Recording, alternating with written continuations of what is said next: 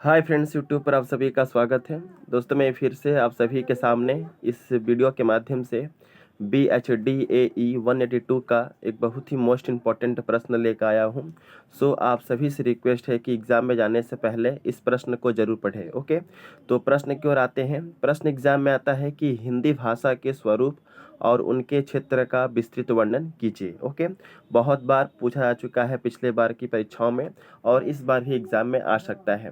तो सबसे पहले हम आंसर के अंतर्गत लिखेंगे कि हिंदी भाषा का प्रयोग मुख्यतः 3 संदर्भों में किया जाता है, जो इस प्रकार है। सबसे पहला पॉइंट आपको देना है भौगोलिक संदर्भ में, दूसरा देना है साहित्य संदर्भ में और तीसरा है प्रयोग विस्तार के संदर्भ में। ओके, यानी कि हिंदी भाषा का जो प्रयोग है मुख्यतः 3 रूप में किया जाता है। पहला भौगोलिक संदर्भ के रूप में, दूसरा साहित्य संदर्भ के रूप में और तीसरा प्रयोग विस्तार के संदर्भ में। अब हम सबसे पहले पहला हेडिंग देंगे और हेडिंग के अंतर्गत आपको लिखना है भौगोलिक संदर्भ में।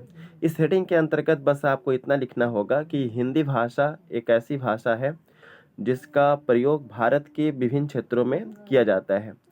हिंदी भाषा के प्रयोग का क्षेत्र जो है बिहार, उत्तर प्रदेश, राजस्थान, हिमाचल प्रदेश, मध्य प्रदेश, दिल्ली और पंजाब आदि भारत के क्षेत्रों में प्रयोग किए जाते हैं। बस आपको इतना भौगोलिक संदर्भ के अंतर्गत लिखना है।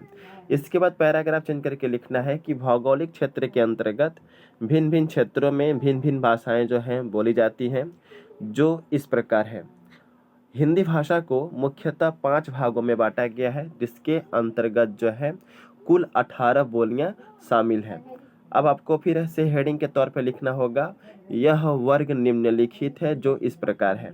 तो सबसे पहला आता है पश्चिमी हिंदी, जिसके अंतर्गत ब्रजभाषा, खड़ी बोली, हरियाणवी जो है बोली जाती है।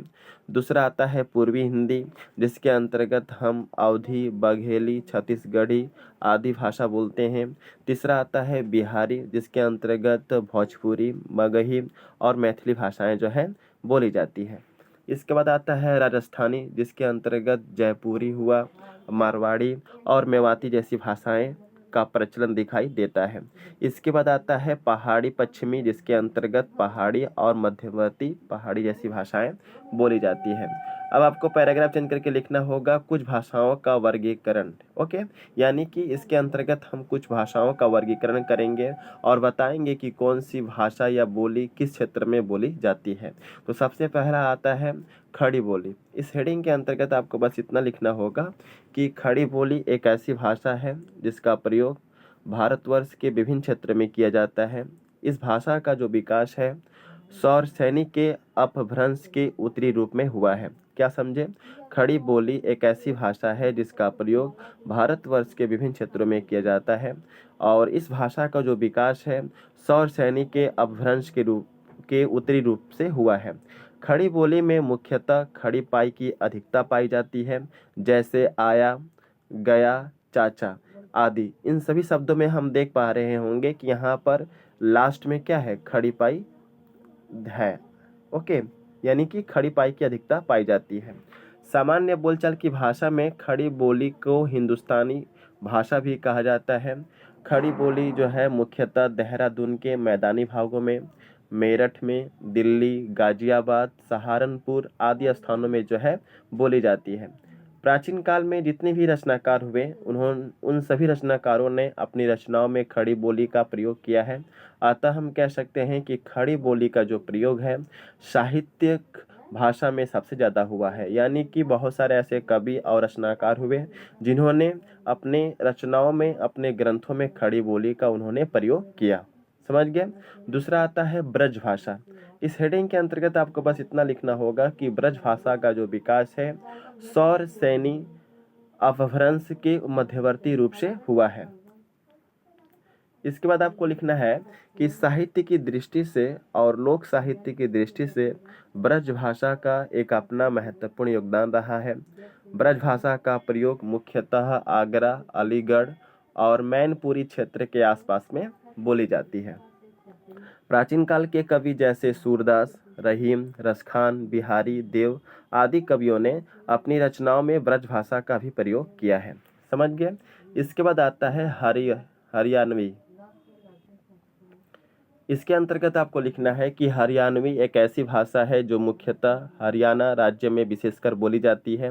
इसके अलावा दिल्ली के ग्रामीण क्षेत्रों में और पटियाला के आसपास क्षेत्रों में इस भाषा का प्रयोग हम देखते हैं। हरियाणवी बोली थोड़ा बहुत खड़ी बोली से मिलती जुलती है और साहित्य की दृष्टि से हरियाणवी बोली का प्रयोग काफ़ी कम दिखाई देता है। अगला है अवधी भाषा। इसके अंतर्गत आपको लिखना है कि अवधी भाषा मुख्यतः अयोध्या के आसपास के क्षेत्र में इस भाषा का प्रयोग होता है। इसके अतिरिक्त यह भाषा लखनऊ, फैजाबाद, सुल्तानपुर, प्रतापगढ़ आदि क्षेत्रों में यह भाषा बोली जाती है।